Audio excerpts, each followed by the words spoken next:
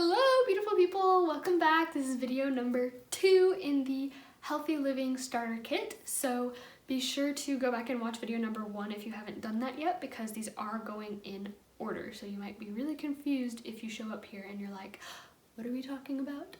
Just go back to video number 1. I promise it'll be worth it. So before we get started today, I would love for you to hit the subscribe button down below, give me a like, and also hit the bell notification icon so that you can stay tuned, keep up with all the videos, because these will be coming out regularly. And I know that you've got big goals to hit. I don't want you missing out, so stay tuned.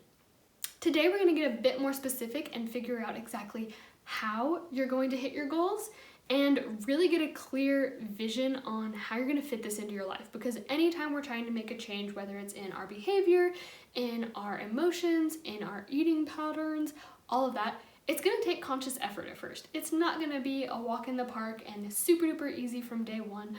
I can tell you that for sure. I don't think I've ever met a person who's been like, yeah, I lost a bunch of weight or I gained a bunch of energy and it was the easiest thing. I didn't have to work hard at all. And it didn't require any discipline. It doesn't happen.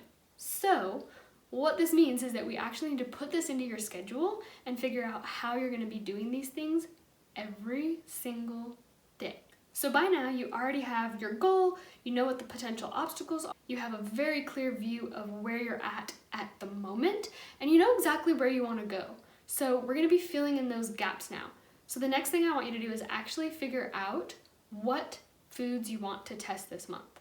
So the reason that I really enjoy the test food model of changing up your diet is so that you can figure out what your body actually likes and what your body doesn't like from a very scientific perspective. So our computers are the smartest, most intelligent, most sensitive scientific tool for measurement in existence, but we don't treat it that way. And so what I recommend doing is figuring out, maybe you already know what foods you're kind of sensitive to, or what foods maybe make you gassy, what foods make you bloated, and just start testing those out. So I literally mean that by test. I don't want to use the word restrict, like forget it, you can never have chocolate again, because I love chocolate and I would never tell you to do such a thing, don't worry. But figure out what foods you want to test. So a few things that I would recommend are processed foods. This would be things that come in boxes, things that come in cans, sometimes not.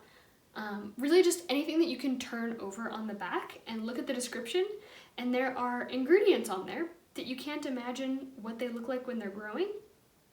Probably processed foods.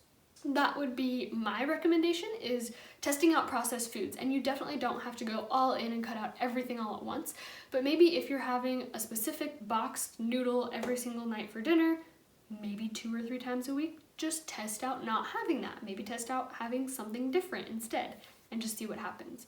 And the other thing that I like to test out is whole foods. So just testing out eating more real ingredients, things that don't have a label on them, that you can't look over and see on the back what is in it, because it's just that solid ingredient. So the produce section in the grocery store, let that become your new friend. So what I recommend for you to do right now, step number 1, is figure out what foods you're going to be testing out over the next month. And the second part of step 1 is figuring out some favorite foods and how you can make those healthier.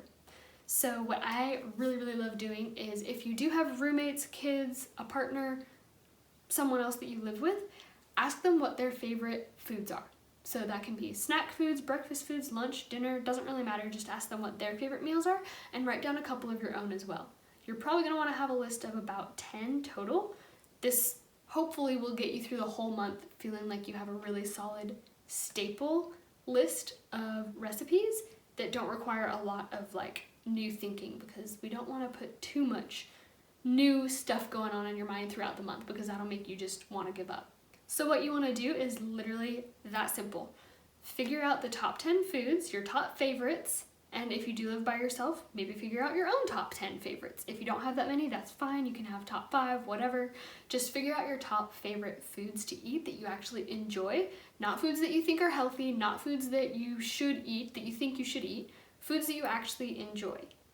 And then see if you can go out and find just healthier versions of these. And so my version of healthier is just less processed ingredients, more whole ingredients. That's it. So for example, mac and cheese.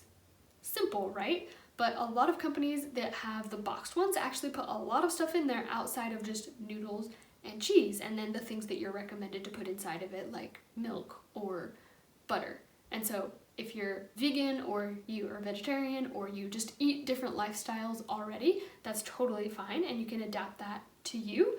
If you do eat animal products, again, just try to find the healthiest, highest quality that you can, because it really truly does make a difference in how your body feels.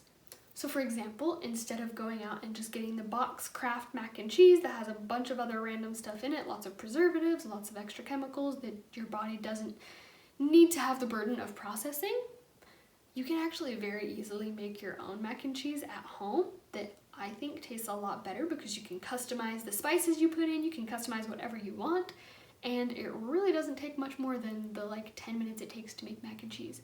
So my favorite place to find recipes is on Pinterest. I'll leave the link to my Pinterest down below because it honestly has thousands of recipes. And also don't forget about dessert. If you're a dessert person, you want to find healthier options for dessert. One of my favorites is just making protein balls or snack balls or things out of dates, bananas, things out of fruit that I also still put chocolate in, put coconut in, put other, again, whole ingredients in, so that my sweet tooth is still getting satisfied. My body's just also learning to swap out the man-made artificial sweeteners for something a lot more natural. So that this does take time for your taste buds to adjust, both to sweets and to everything else that you're going to be eating.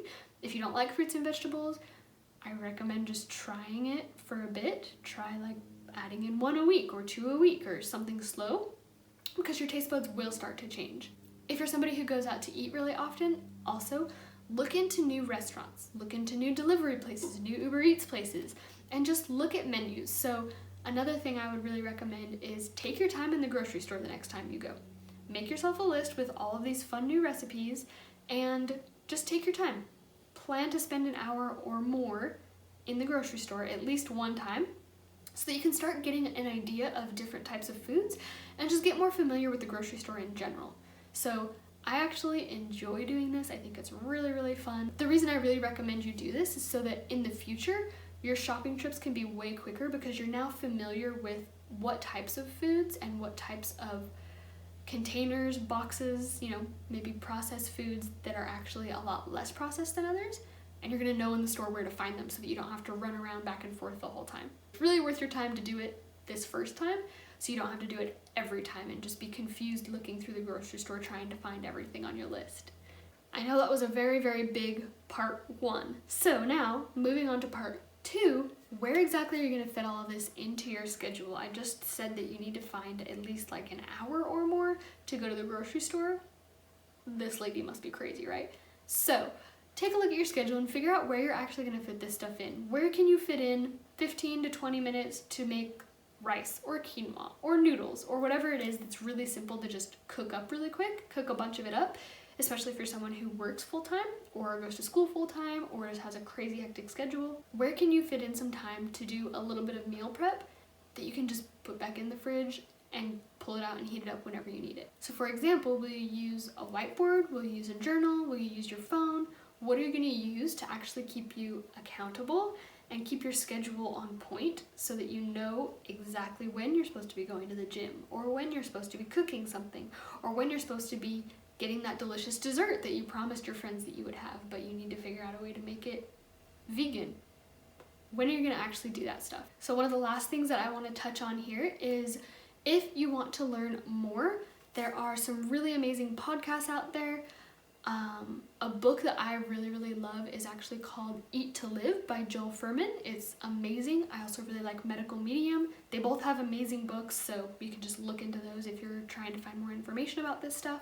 And something I find that's so helpful is getting trackers. So for women, Clue and Flow, F-L-O. Again, I'll leave links down below, but they're free trackers that you can just use to track your period, track your weight, track your mood, track your emotions, and these are going to help you figure out if things are actually related to your cycle, or if it might be more related to food, or to the people you're hanging around, or the activities you're doing, or work.